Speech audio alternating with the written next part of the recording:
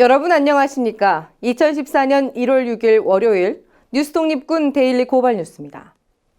오늘 박근혜 대통령이 취임한 지 정확히 316일 만에 첫 기자회견을 가졌습니다. 그동안 불통 비판을 받아온 만큼 세간의 관심이 높았던 게 사실인데요. 그런데 이번 기자회견, 소통, 대선 개입, 특검, 경제민주화 등 국민들이 듣고 싶어하는 말은 실종되고 유행어 하나만을 남기고 끝났다는 지적입니다. 무슨 말이냐고요? 네, 바로 통일은 대박이다 입니다. 정말 말 한마디로 모든 논점을 비껴가는 불소통의 기술, 정말 놀랄 노자입니다. 이 밖에도 기자들의 질의응답 순서를 두고도 여당 매체 위주의 짜고 치는 고스톱이라는 말까지 나돌고 있으니 좌건 우건 이념적 편향이 있어서는 안 된다라는 말이나 마시지. 참 그 유체이탈 화법은 해를 넘겨도 계속되는군요. 가보년 새해에도 불소통의 어둠은 계속될 것이라는 이 사실만을 확인한 것 같습니다. 저희 고발뉴스 더욱 열심히 뛰어야겠다는 각오를 다졌습니다. 뉴스독립군 고발뉴스 오늘도 힘차게 시작합니다. 이 프로그램은 지난 시간보다 18분 늘었네요. 감사합니다. 모두 5,764분의 고발뉴스 정기구독 후원자 제공입니다.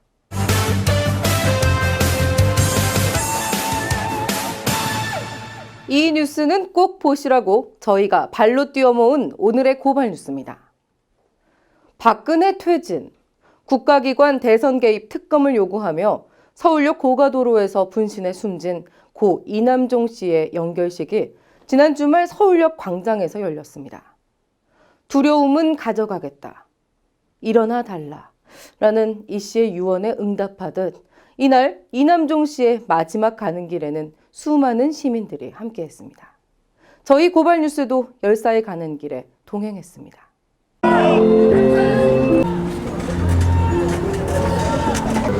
이남종 열사의 일기장엔 역사적 선언이 담겨 있었습니다. 박근혜 정부는 총칼 없이 이룬 민주주의를 말하면서 자유민주주의를 전복한 쿠데타 정권입니다. 권권력의 대선 개입은 고의든 미필적 고의든 개인적 일탈이든 책임져야 할 사람은 박근혜 대통령입니다. 보이지 않으나 체감하는 공포와 결핍을 제가 가지고 가도록 허락해 주십시오. 두려움은 제가 가지고 가겠습니다. 여러분 일어나십시오. 존경하는 시민 여러분, 이남종 열사는 지금도 외치고 있습니다. 여러분 공포와 두려움을 제가 가지고 갑니다. 여러분 일어나십시오. 시민 여러분, 그렇습니다. 이제는 우리들 모두가 합할 차례입니다. 2014년 새해 첫 부정선거 규탄 촛불 집회가 지난 토요일 서울시청 광장에서 열렸습니다. 28회째를 맞는 이날 촛불 집회는 온라인에서 머물던 누리꾼들이 세상 밖으로 나와 박근혜 대통령 퇴진, 또 언론 실종 등 우리 사회의 다양한 문제에 대해 목소리를 내는 자리가 됐습니다. 정말 이 나라가 올바르게 가지 못하고 있는 거에 대해서 정말 괴로워하는 사람들이 많구나 이런 생각을 했어요. 네, 저도 지금의 상황으로 봤을 때는 박근혜 정부가 그 부정선거에 대해서 원칙적으로 모든 것들을 해결할 의지가 없는 것으로 보이고, 그렇다고 한다면 우리가 큰 혼란을 겪고 이 나라에 또 민중의 피가 뿌려진다 하더라도 정당하게 이 국권이 수호되고 대한민국의 미래를 위해서도 박근혜가 하야하는 것이 맞고, 그 모든 혼란의 책임은 전적으로 박근혜 대통령에 있다고 생각합니다. 청와대에 이어 국가정보원까지 최동욱 총장 찍어내기에 개입한 정황이 드러났습니다. 국정원 직원이 혼의 아들로 지목된 채모 군의 개인정보를 확인해달라고 서울 강남교육청에 문의했음을 시인한 건데요. 국정원은 단지 소문을 확인했을 뿐이라고 주장하고 있지만 이미 국정원 직무 범위를 넘어선 것이어서 논란이 일고 있습니다. 청와대에 이어 국정원의 개입 사실까지 드러나면서 전체적인 컨트롤 타워가 존재하는 것 아니냐는 의혹이 제기되고 있습니다. 표창원 교수가 꿈꿨던 크리스마스 기적, 기억하실지 모르겠습니다. 지난 연말이었죠. 표창원 교수가 기독교 단체의 인권상 시상식에서 박근혜 대통령에게 크리스마스 선물로 대선 부정에 대해 문제 해결을 촉구했었는데요. 안타깝게도 크리스마스 기적은 끝내 일어나지 않고 말았습니다. 표창원 교수가 다시 한번 청와대에 문제 해결을 촉구하고 나섰습니다. 가보년의 기적, 기대해 볼 수 있을까요? 네, 지난 연말에 크리스마스 선물로 국정원 사건에 대한 진실규명, 또 정의 실현, 그리고 국민에 대한 사죄 해주십사라고 부탁을 드렸었죠. 만약에 지난 연말을 넘기게 되면 아마도 올해는 강한 충돌밖에는 일어나지 않을 것 같다. 그리고 서로 간에 피해가 발생을 하고요. 결국 평화적인 해결이 어려워질 것이다라는 말씀을 드렸습니다. 결국 해를 넘겼고 한 분의 시민이 안타깝게 목숨을 잃게 되었죠. 그리고 계속해서 아마도 종교계, 노동계, 학생, 시민들이 용납하지 않을 것입니다. 앞으로 남은 기간 동안 부디 늦긴 했지만 여전히 우리 국민들께 마음으로 진정으로 진실을 밝히고 정의를 구현하고 책임을 지는 그 모습을 보여주시기를 소원하고 희망합니다. 친일 독재 비화 논란을 빚고 있는 교학사 역사교과서에 대한 일선고등학교 채택률이 0%를 기록할 것으로 보입니다. 마지막까지 입장을 고수하던 전주 상산고도 내일까지 채택을 유보한 상태인데요. 내일까지 상황을 지켜봐야 하겠지만 이 같은 현상을 두고 역사학계와 시민사회는 국민의 힘으로 역사 쿠데타를 막아냈다고 자평하고 있습니다. 이준식 역사정의 실천연대 정책위원입니다. 저는 이번 교학사 교과서 사태가 일종의 역사 쿠데타라고 생각을 합니다. 국민 대부분이 상식적으로 알고 있는 역사를 갖다가 한꺼번에 뒤집어 엎어서 그 친일과 독재를 묘하고 거꾸로 독립운동과 민주화운동을 폄하하는 그런 역사 교육을 시키겠다고 나선 것이 이번 그 교과서 문제를 불러일으켰다고 생각을 하고요. 이게 단순히 교학서 교과서 필자들의 문제가 아니라 사실 교학서 교과서를 적극적으로 뒷받침해준 정부 그리고 일부 정치인들의 행태가 문제가 된다고 생각을 합니다. 그래서 역사 쿠데타라고 생각을 하는데 이런 역사 쿠데타를 국민의힘으로 일단 막아내는 데 성공했다. 이렇게 평가하고 싶습니다. 지금까지 오늘의 고발 뉴스였습니다.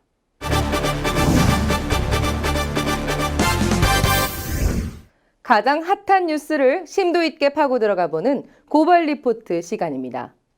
2014년 1월의 첫 월요일 고발 리포트를 장식해 주실 분은 바로 이분이네요. 오주르디 씨입니다. 이경재 방송통신위원장, 신뢰받는 공정한 방송 환경을 위해 방통위의 방송 장악은 있을 수 없다라는 신년사를 발표했었죠. 각종 조사에서 지상파 방송의 신뢰도와 공정성에 의문을 제기하는 결과가 나오고 있는 상황에서 이경재 위원장의 이 같은 약속, 공연불처럼 느껴집니다.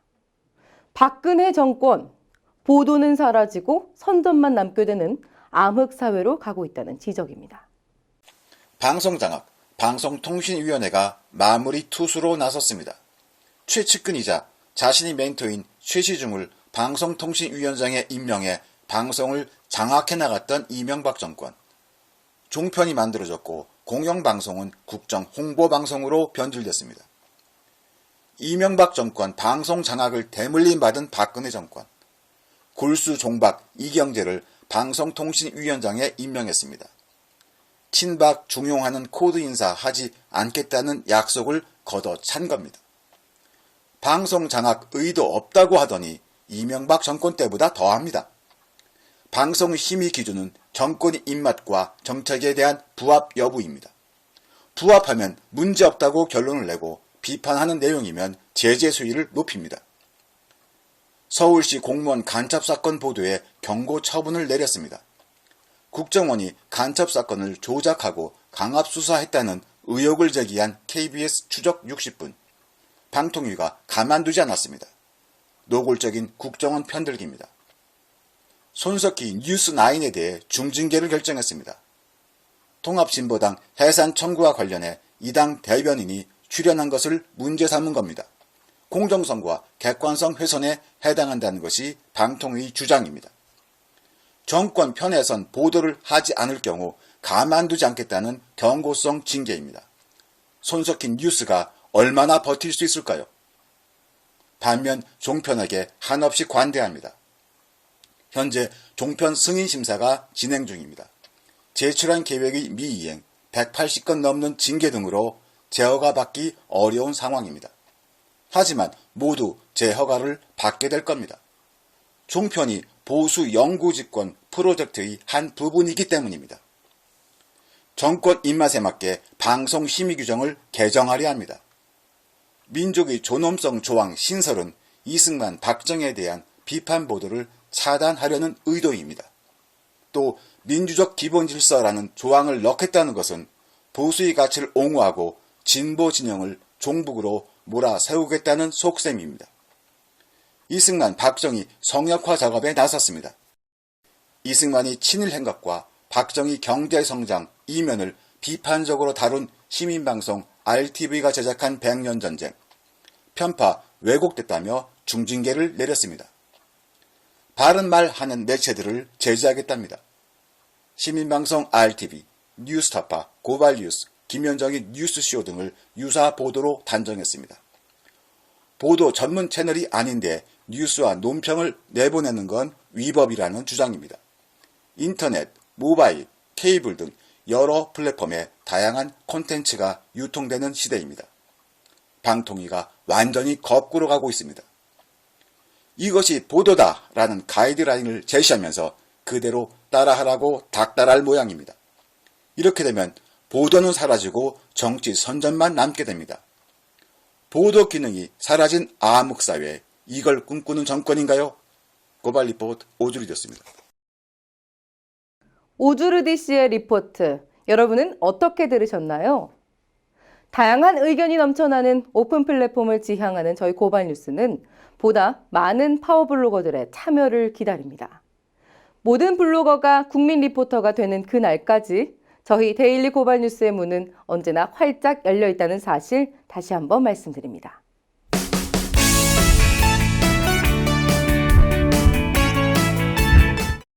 섹시 개념녀 곽현화 씨와 함께하는 뉴스 초대석 사실은 시간입니다. 2014년 새해에 처음으로 보내드리는 사실은 오늘은 곽현화 씨가요.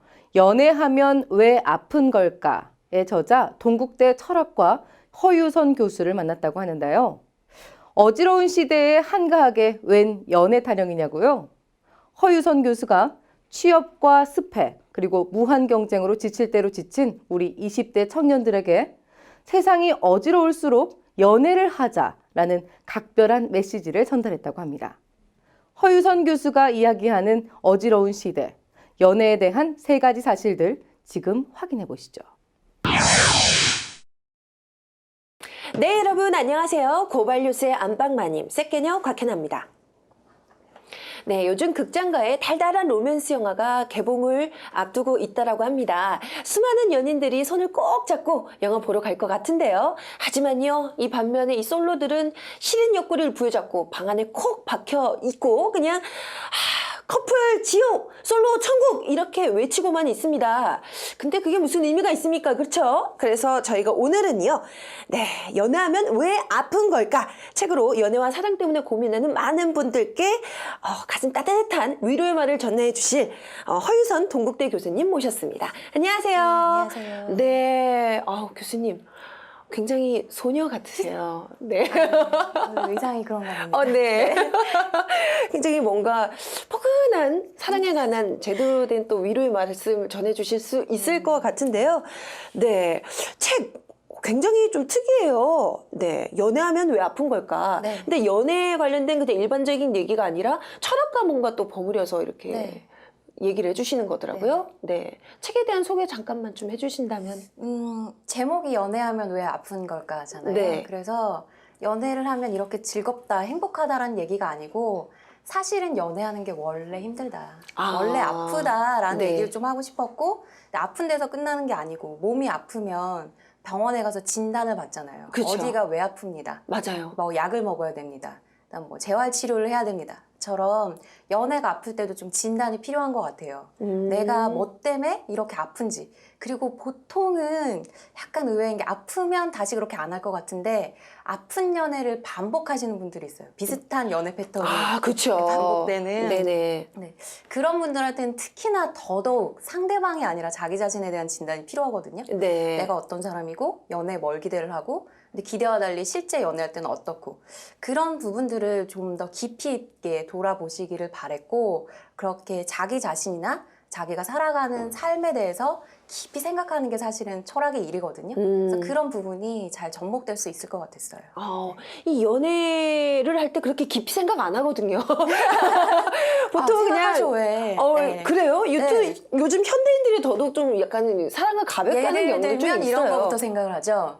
오늘은 무슨 옷을 입고 나갈까?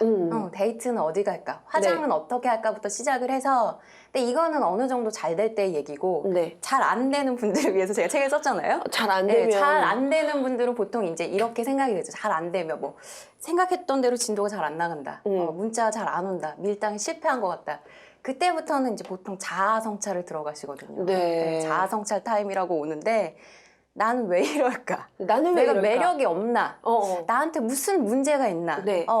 도대체 무슨 부귀영화를 누리고자 내가 이렇게 애를 힘들게 쓰고 하나. 있나? 그럴 때면 이제 생각을 하게 되는 거죠.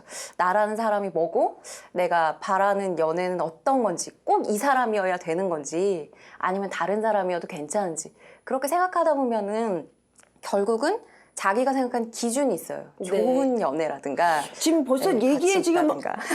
지금 사실은 너무 세 멀리 개나 나갔나? 있는데 네. 너무 많은 내용을 지금 말씀해 주시고 계십니다. 네, 조금만 참아 주시고요. 알겠습니다. 지금요 오늘 제대로 된 연애 처방전 받을 수 있을 것 같다라는 기대감이 들고요. 자, 그러면요 첫 번째 사실은부터 들어가도록 하겠습니다. 첫 번째 사실은 세상이 어려울수록 연애를 하자. 오호, 보통요, 요즘 청춘들 연하기가 참 예전만큼 쉽지가 않다라는 얘기를 합니다. 취업 걱정, 스펙 쌓아야죠. 이거 걱정. 네. 언제까지, 나의 현실이 버겁기만 한데, 연애 너무 사치 아닌가? 이런 얘기도 많이 하거든요. 이런 시기에 사랑 타령, 좀 너무 아니란 얘기가 아닌가 싶은데, 어떻게 생각하시나요? 네, 사람들이 이렇게 얘기를 하잖아요. 네. 이 판국에 무슨 연애냐. 그래도 배부른 소리 하고 있다. 연애할 정신이 없다. 이런 얘기를 하는데 그렇게 말씀하시는 분들이 실제로 연애나 사랑이라는 감정을 싫어하고 안 하고 싶어서 그렇게 말씀하신다고 생각하지 않거든요. 네. 하고는 싶은데 그렇게 할 만한 여건이 안 되는 거죠. 그쵸. 그래서 사람들이 그렇게 젊은이들이 연애할 수 없게 만드는 사회적 조건이나 현실들을 먼저 비판해야 되는 게 아닌가라고 생각할 수 있고 네. 그게 더 중요하다라고 생각할 수가 분명히 있는 것 같아요. 저도 그런 부분이 중요하다고 생각하고 개인이 네. 연애를 못한 이유는 개인에게만 있는 건 아니니까. 보통 개인 탓을 하잖아요. 네. 그렇죠. 근데 사실 두 군데를 다 살펴봐야 되고요. 그런데 앞에 부분만, 사회 비판적인 부분만 중요하고 개인적인 부분은 뒷전으로 미룰 수는 없다라고 하는 거예요. 제 네네. 생각은. 네. 왜냐하면 사회를 비판할 때도 비판을 하거나 이렇게 개선이 되었으면 좋겠다라고 생각하는 이유는 결국은 그래서 나뿐만이 아니라 다 같이 좀 잘 함께 그리고 여유 있게 살아보자라고 하는 생각에서 그렇게 여러 가지를 고민을 하고 또 개선을 하고자 생각을 하는 것 같은데 여유 있게 잘 살고 서로 존중하고 그리고 함께 행복해지는 삶 거기서는 사랑이나 연애가 빠질 수가 없잖아요. 그렇죠. 네, 그래서 그런 고민이 아니라는 게 아니고 우리가 어떻게 사는지 어떻게 사는 게 잘 사는 사회고 잘 사는 삶인지 생각하기 위해서는 항상 사회를 생각하는 것과 같이 가야 되지 않나 그런 생각을 합니다. 일단 그런 사회 구조적인 고민도 해야 되지만 개인적인 성찰도 필요하다. 네, 두 개 중에 한 개만 따로 갈 수는 없잖아요. 그렇죠. 네. 사회 구조적인 부분 하나만 찝어주신다면 이거 문제다. 네, 뭐 있을까요? 그런가요? 예를 들면 일단은 연애할 시간부터가 별로 없죠. 맞아요. 요즘 대학생들 제가 대학에서 강의를 하지만 네. 기성세대 분들은 여전히 대학생 때가 제일 편하다라고 생각을 많이들 하시겠지만 별로 그렇지 않거든요. 네.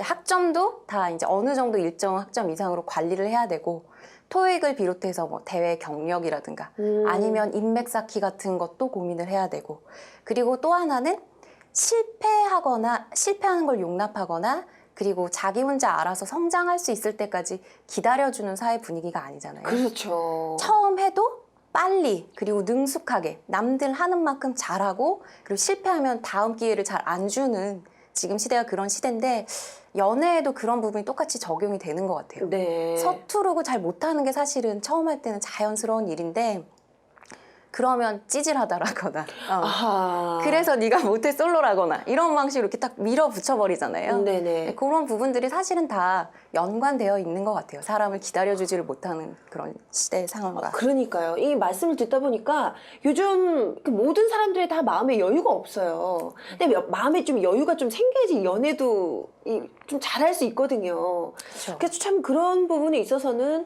우리 연애 못한 이유 사회적 구조적 문제가 있구나. 네, 네 그렇습니다. 자, 근데요 책 내용에 이런 글귀가 있습니다. 연애는 나를 철학하게 만든다. 이게 무슨 뜻인지 좀 간단하게 설명해 주실 수 있을까요? 네, 아까 오프닝에도 제가 눈치 없이 길게 말했지만 아니요. 네. 저희 편집하니까. 네. 연애하면 고민을 하게 되죠. 네. 아주 간단한 고민부터 시작을 해서 내가 왜 이럴까? 나라는 사람은 도대체 어떤 사람인가? 그렇죠. 내가 좋아하는 스타일이 과연 이런 스타일이 맞는가? 아니면 내가 잘못된 길을 가고 있는 게 아닌가? 이제 연애는 그만하고 결혼을 좀 고민할 때가 아닌가? 맞아요. 라거나 결혼이랑 연애는 그럼 다른 건가? 이 사람이랑 연애는 잘할 수 있을 것 같은데 결혼은 아닌가? 굉장히 여러 가지 생각을 하게 돼요. 그럼 결국 그건 무슨 생각이냐면 나라는 사람이 어떤 사람이고 내가 어떤 삶을 행복한 삶이라고 생각을 하면서 그 삶을 찾아가려고 하는지 그리고 상대방이라는 사람을 내가 어떻게 생각을 하는지 그리고 상대방과 관계를 맺는 일에 대해서 어떤 기대를 가지고 있는지 그런 부분들을 깊이 생각하는 일이거든요. 네. 근데 철학이라고 하는 게 어렵게 들리는데 그렇죠. 그쵸? 철학하면 좀 네. 무섭거든요. 네.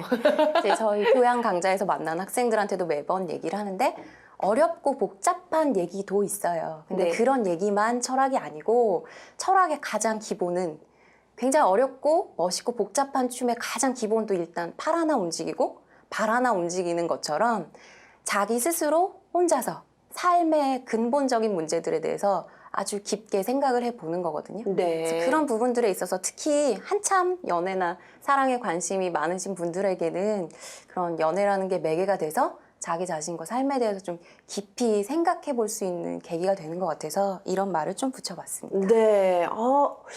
연애와 철학이 어떻게 접목이 됐나라고 생각이 드는데 말씀 듣다 보니까 굉장히 일맥상통하는 뭔가 면이 있다. 네. 연애는 나를 철학하게 만든다. 굉장히 좋은 얘기인 것 같은데요. 자, 지금요. 이 굉장히 연애하면 아프다. 외롭다, 두렵다 이런 감정에 대해서 지금 이제 얘기를 해주셨단 말이에요. 행복해지고 싶어서 연애를 하는 거잖아요. 근데 연애하는데 왜 더 외롭고 아픈 걸까요? 네. 연애를 이게 자칫 잘못하면 연애를 하면 혼자 있을 때보다 더 힘들다 이렇게 오해가 아니에요. 그런 건 아니고 네네네. 그렇죠. 그런 건 아니고 그런데 의외로 연애라는 게 우리가 생각하는 것만큼 달콤하거나 즐겁기만 한 거는 아니라는 거예요. 그거는 네. 이제 조금이라도 발을 담가보신 분들은 다 잘 아실 것 같은데 알아요. 전. 네. 일단은 가장 기본적으로는 내가 아니라 남이랑 만나서 관계를 만들어 가는 거잖아요. 네. 하다못해 내가 내 물건을 새로 사도 구두를 새로 사면 처음 사서 신을 때 발이 자꾸 까지고 아프잖아요. 물집 생기죠. 네. 그래서 길들이는 과정이 필요하다고 얘기를 하잖아요. 구두를 네. 살 때도. 근데 물건도 그런데 내가 아니라 내 마음대로 못하고 나랑 전혀 다른 인생을 살아온 다른 사람과 만날 때는 어떻겠어요? 서로 부딪혀서 이제 까지고 네. 마찰하고 그러면서 길들여지는 과정이 그리고 길들이는 시간이 반드시 필요할 수밖에 없는데 그 과정에서는 조금씩 아플 수밖에 없겠죠. 그렇군요. 연애라면 외로울 수 있다. 네. 하지만 또 그만큼 매력 있고 달콤하니까 네, 계속적으로 또 연애하는 거겠죠. 외롭다기보다 아플 수 있는데 아픈 걸 통해서 서로 성숙해질 수 맞춰가는 있다. 거다. 맞춰가는 거죠. 거다. 네. 그렇군요. 자, 그럼 두 번째 사실은 넘어가도록 하겠습니다. 두 번째 사실은 망국적 가불관계, 연애에도 있다? 어머나, 이 가불관계는 저희 굉장히 저희 시사 익숙하죠. 고발 프로그램에서는 친숙한 용어지만 연애에서도 가불관계? 이게 설명이 됩니까? 네. 연애는 가불관계가 아닌 것 같잖아요. 네. 자기가 좋아서 자발적으로 이렇게 그렇죠. 저렇게 하는 거니까.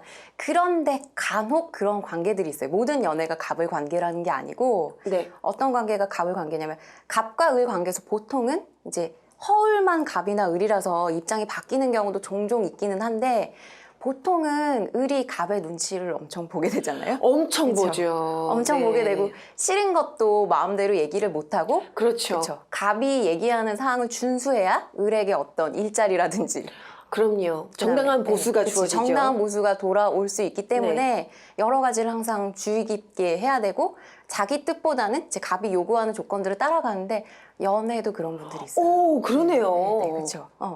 자기 뜻을 내세우는 게 아니고 물론 이제 서로 맞춰가는 건 중요한데 자기는 전부 사라지고 다른 사람이 원하는 것, 다른 사람이 요구하는 것만 기준이 돼서 거기 맞춰가는 게 마치 전부인 것처럼 자기를 잃어버리고 다른 사람만 따라가고 그리고 그 사람이 나를 예쁘다고 해주고 그 사람이 나를 멋있다고 해주고 그 사람이 나를 칭찬할 때만 보람을 느끼시는 분이 있거든요. 그런 분들은 누가 시키지 않아도 스스로 사회에서도 이미 지긋지긋하게 겪고 있는 갑과 을 관계를 자기 가장 개인적이고 사적인 연애 관계로 스스로 가져다 이식하시는 분들이 좀 내면화시키는 그런 게 있는 것 같아요. 약간 네, 그런 그쵸. 성향들.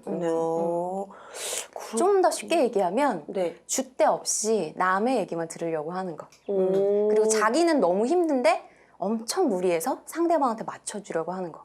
그런 게 가불관계 근데 특징이죠. 또 누군가는 그런 얘기 네. 하거든요. 아까도 말씀하셨지만 연애는 맞춰가는 단계니까 내가 이 정도 맞추는 건 해야 되지 않을까? 그런 감수를 해야 되지 않을까라는 생각을 할 수도 있지 않나요? 할 수도 있죠. 네. 그래서 그런 게 자기 삶에서 힘들거나 불행하거나 그렇지 않으면 괜찮아요. 아. 처음 맞춰가는 과정에서는 불편한 게 있을 수밖에 없고 근데 불편한 게 아니고 기쁘지 않으신 분들이 있어요. 연애를 하면서도. 그리고 불행하고 하나 가장 특이할 만한 사항은 자기 자신을 계속해서 자학하거나 의심하게 되는 연애. 네. 그런 연애는 내가 가불관계로 몰고 가고 있는 게 아닌가. 특히 다른 사람이 뭐라고 안 했는데 내가 자처해서 을이 되면서 심하게 남의 눈치를 보고 남의 기준에 맞게 나를 뜯어 고치려고 하는 거 아닌가.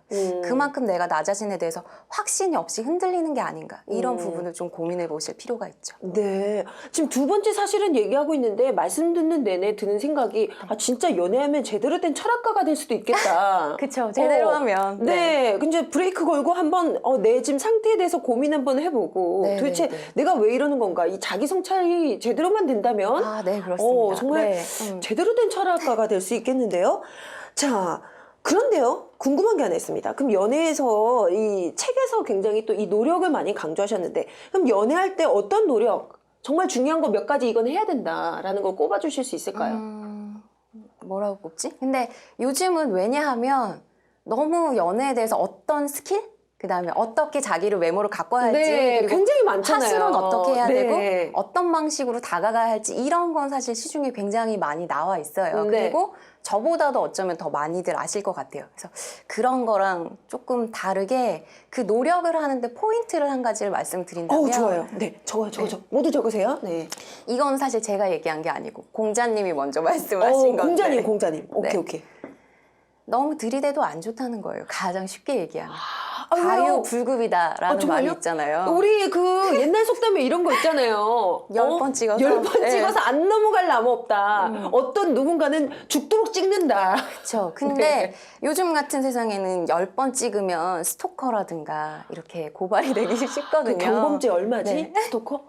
우리 그 있지 않나? 네, 조심해야 돼요. 요즘에는 그 처벌받더라고. 스토커는 약간 농담이고 네. 이제 아마 이제 현아 씨께서도 느끼신 적이 있을 텐데 내 마음은 아직 그 정도 온도가 아니고 나의 마음에는 약간의 시간이 더 필요한데 상대방이 먼저 나서서 너무 많은 노력을 하다 보면 이쪽에선 오히려 부담이 돼요. 엄청 부담이죠. 그렇죠. 그래서 오히려 멀리하게 되죠. 그냥 내버려두면 좀 관심을 가지고 나도 상대방을 지켜보고 싶은데 막 이것도 해주겠다, 저것도 해주겠다, 넌 이거 좋아하지, 저거 좋아하지 같은 식으로 너무 상대방이 좋아하는 것에 맞추려고 애를 쓰는 것도 상대방은 굉장히 부담스럽게 하는 거고 또 하나 내가 당신을 좋아하게 될 때는 당신이 마음이 좀 편했으면 좋겠고 나랑 즐거웠으면 좋겠는데 그렇게 부담을 쓰게 한다는 건 결국 내 노력이 너를 안 편하게 하고 자꾸 신경 쓰게 하고 불편하게 만든다는 거거든요.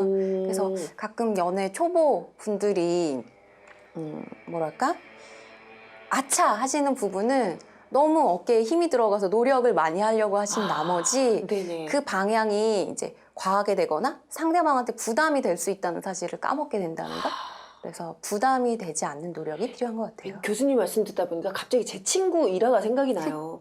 제 친구가 연애를 하는데 거의 엄마 수준으로 챙겨주더라고요. 그렇죠. 그러면 근데 문제가 뭐가 되냐면 연인이고 싶어서 만났는데 엄마가 되면 더 이상 연인 간의 감정이 안 돼서 헤어지게 되잖아요. 그렇죠. 그래서 노력도 공자님이 두 가지 스타일을 말했어요. 하나는 네. 방금 얘기한 거죠. 굉장히 적극적으로 뭐라도 해주려고 그러고 어떻게 좋은 걸 좀 맞춰주려고 그러고. 근데 다른 하나는 하지 않는 방식의 노력이 있어요. 뭘 잘 안 하는. 근데 뭘 안 한다는 게 정말 가만히 있는다는 게 아니고 그 사람이 싫어하는 걸 안 하는 거예요. 네. 싫어하는 걸 안 하려면 또 그만큼 많은 관심과 애정이 필요하거든요. 그렇죠. 네. 지켜보기도 해야 될 그쵸. 것이고요. 네. 그런 방식으로 좀 더 배려를 할 때 더 자연스러운 노력이 될 수 있다는 거죠. 야, 이거 굉장히 중요한 깨달음 하나 주신 것 같아요. 하는 것도 중요하지만 그 사람이 싫어하는 걸 하지 않는 것도 굉장히 연애에 있어서는 중요하다는 말씀.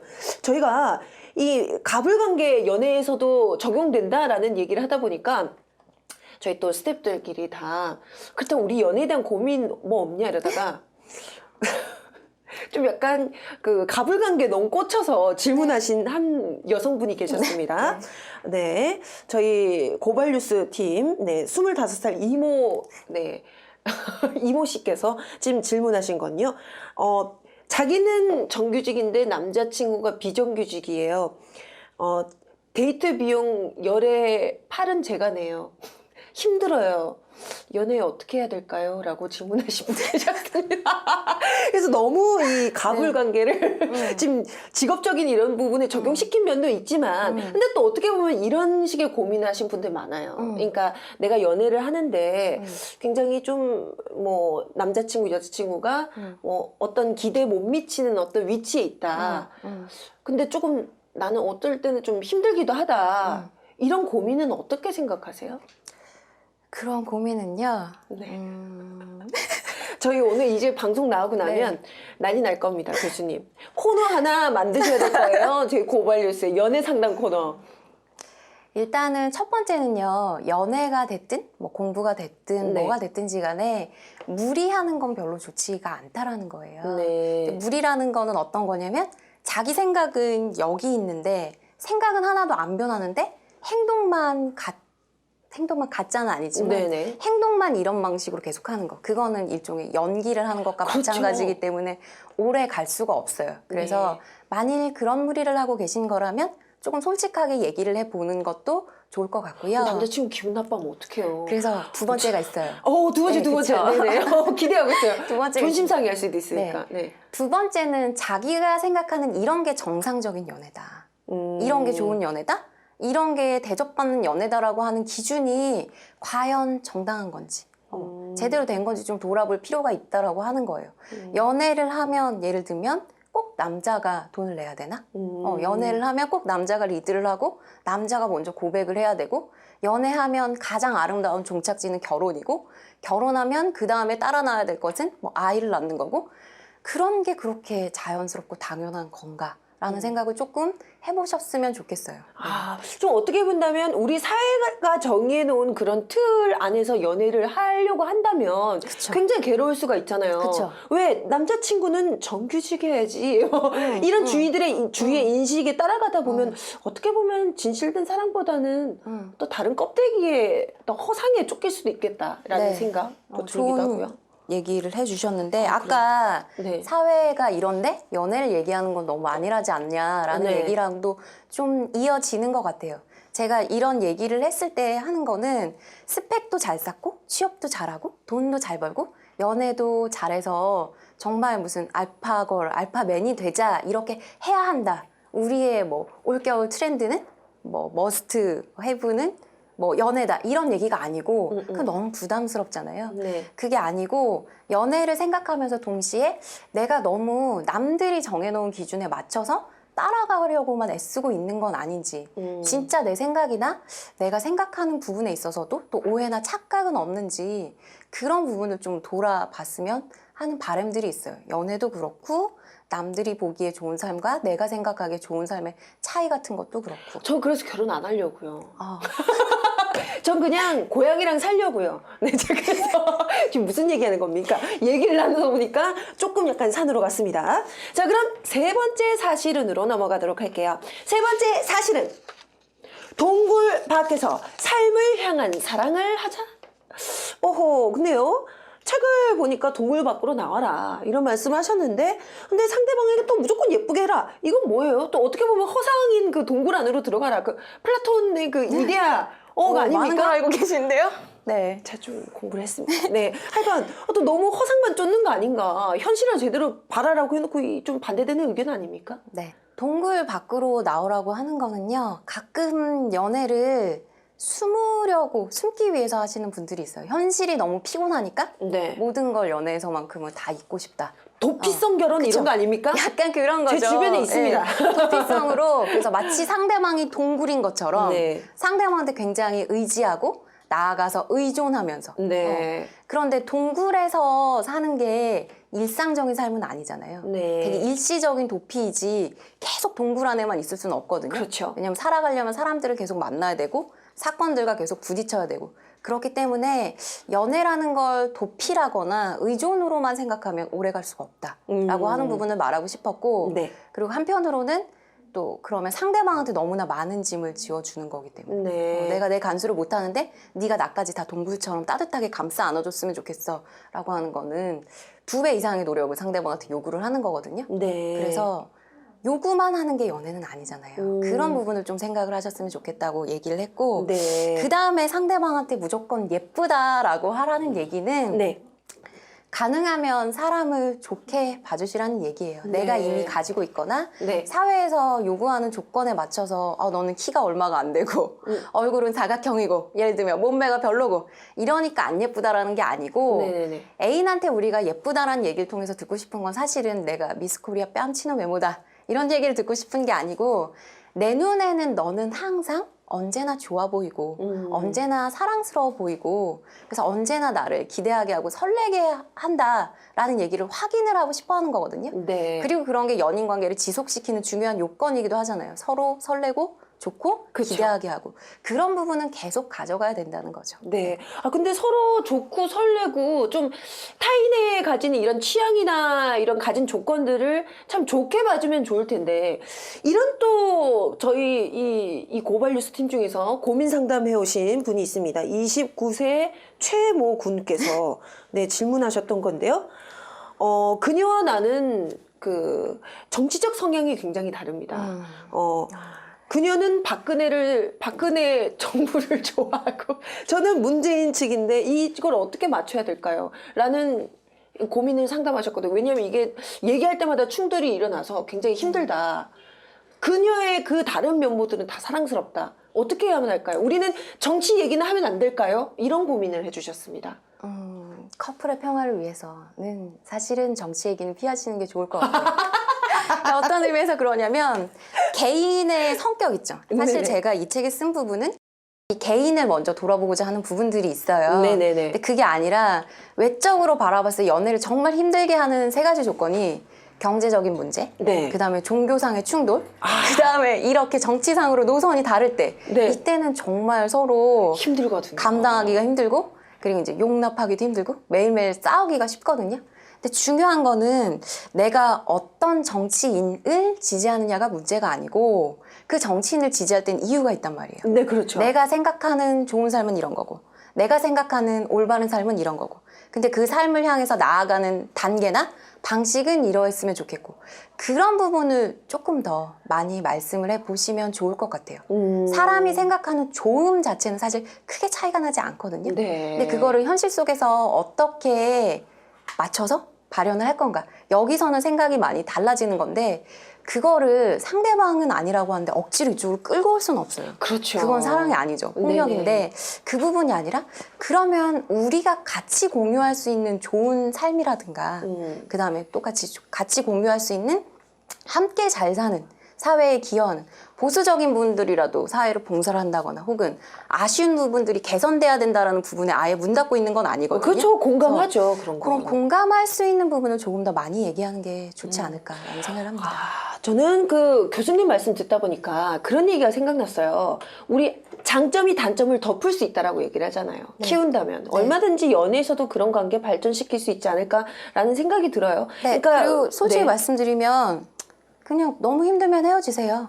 아, 아니, 무슨 뭐 몇 년을 이야. 산다고 그렇게 애를 쓰면서 만납니까? 그렇죠. 우리 근데 안 헤어질 정도면 내 마음이 아직 안 헤어질 만큼 이 사람을 위해서 애를 쓰고 싶어 하는구나 라고 그런 부분에 감사하시면서 계속 만나면 좋고, 너무 괴로운데 예정이 아쉬워서 혹은 이별한 후가 너무 무서워서 피하고 다니신다면 그것도 자기다운 자기 나름의 삶을 사는 건 아니거든요. 네. 그래서 연애도 이별도 너무 두려워만 하지는 않으셨으면 좋겠어요. 네. 오늘 너무 재밌는 연애에 관련된 말씀 잘 들었습니다. 그래서 마지막을 저희가 이제 좀 정리를 해야 될 것 같은데, 우리 보통 사랑하면은 우리가 어렸을 때 연애를 생각하면요, 굉장히 다른 조건 필요 없고 마음에 들었어, 마음에 들지 않았어, 이 감정만 가지고 판단을 했었거든요. 근데 요즘은 좀 그렇지가 않아요. 굉장히 어린 나이인 친구들도 조건을 따지고 너희 아버지 무슨 일 하시니? 이런 걸 따지게 되고요. 그리고 요즘은 아예 어떤 계층 안에서 서로 사랑을 하려고 하고 사랑의 장벽이 굉장히 두터워진 경우가 많은 것 같은데, 이에 관해서는 어떻게 생각하세요? 이런 사태에 대해서는 네. 사태에 대해서 통탄을 금할 수 없고요. 사랑의 장벽을 부셔버렸으면 좋겠습니다. 라고 말하면 해결되는 건 하나도 없죠. 네네. 일단 두 가지 방향으로 좀 볼 수 있을 것 같아요. 네. 첫 번째는 어린 마음에 내가 누구를 좋다고 하는 것도 의외로 그렇게 순수하진 않다는 거예요. 그래요? 네. 자기 마음 안에 이미 기준이 있죠. 어떤 부분이 좋다라고 하는지. 나는 예를 들어서 제가 키가 커서 좋았을 수도 있고, 제가 스포츠를 잘해서 좋았을 수도 있고, 그렇죠. 아니면 나랑 집에 가는 방향이 같아서 맨날 나랑 얘기를 해준다 같은 식으로 좋았을 수도 있고, 좋아하는 시장에는 사실 기본적으로 다 조건들이 있어요. 근데 그 조건에 어린 마음에 경제적인 부분 혹은 사회적인 지위의 계층 차이 같은 건 크게 안 들어가니까 사람들이 그렇게 뭉뚱그려서 어릴 때는 안 본다라고 하기 쉬운데, 모든 일은 다 조건에서 시작합니다. 왜냐하면 구체적인 상황이 주어져야 감정이 오고 가는 거기 때문에.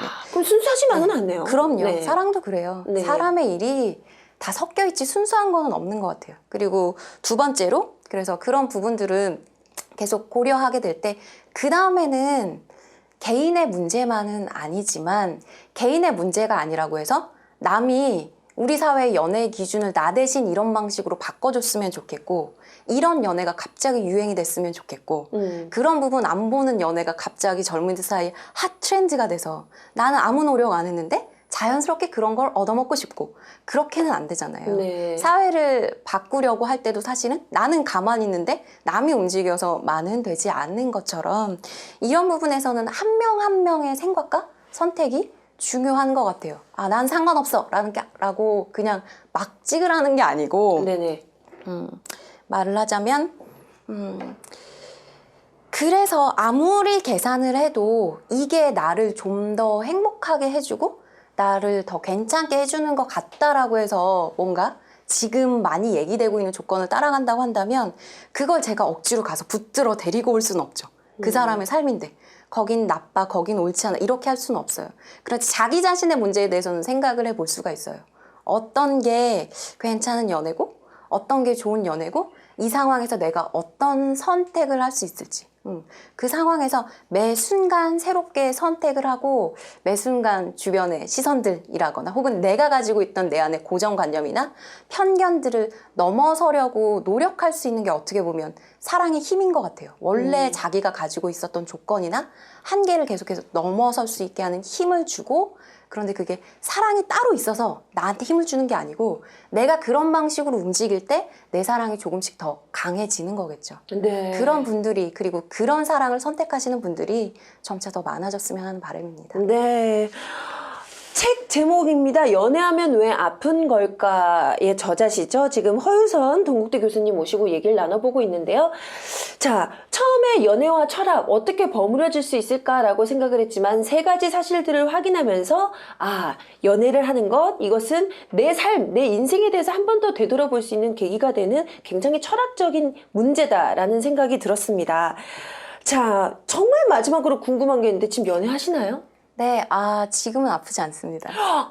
지금? 굉장히 아팠었고요. 네. 지금 이제 재활 훈련이 마무리돼가는. 다시 이제 그러면 네, 다시 이제 조금 2014년에 나오셔야겠네요. 네. FA 시장에 지금 나오셔야겠네요. 그렇죠. 네, 복귀할까 생각 중입니다.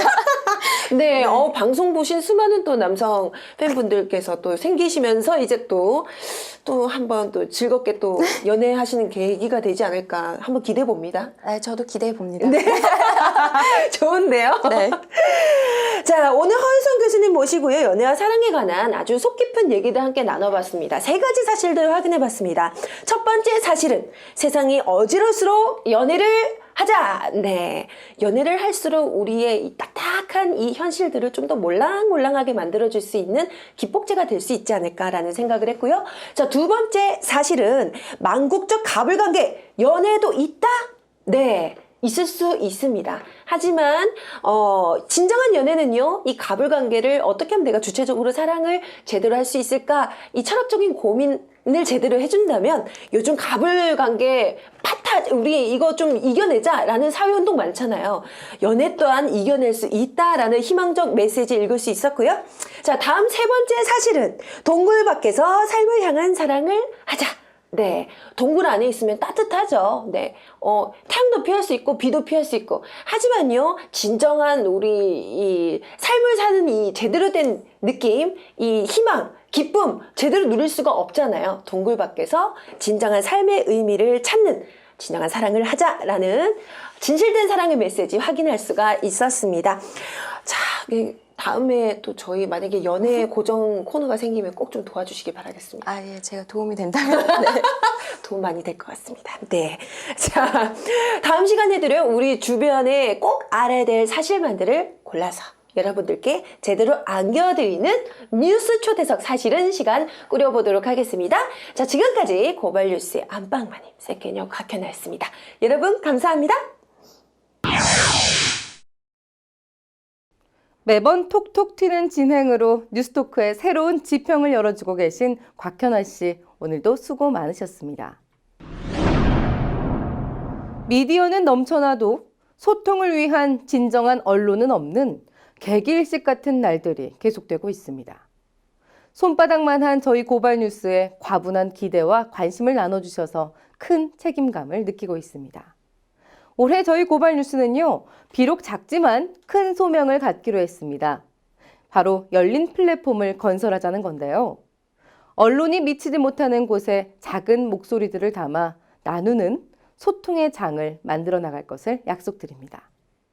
다양한 블로거나 팟캐스터들도 방송기자로 활약하실 수 있도록 도와드리기 위해 국민 리포터 제도를 시행합니다. 더 이상 언론에 속지 마시고 스스로 언론이 되는 한 해가 되었으면 하고 저희 고발뉴스가 먼저 손을 내밀겠습니다. 오늘 순서 여기까지입니다. 시청해주신 여러분 고맙습니다.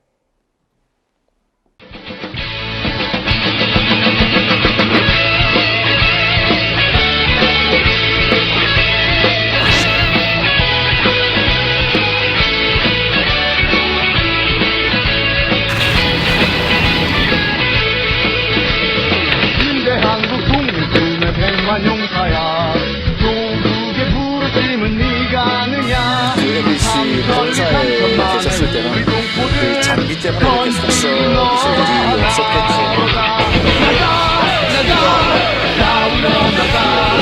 또 위원장한테 전화를 받으셔도 되는데 수사에 방해가 된다고 생각하지 않고요.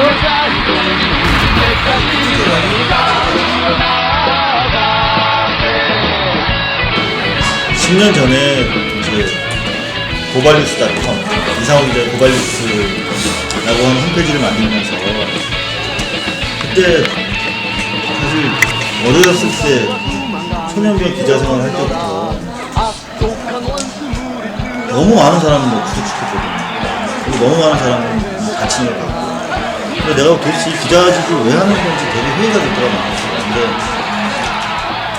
그래서 내가 그 홈페이지에도 담아놓은 얘기지만 내 국민의 삶이래요. 그러니까 고발은 사람에 대한 증오가 아니라 사회에 대한 사랑입니다.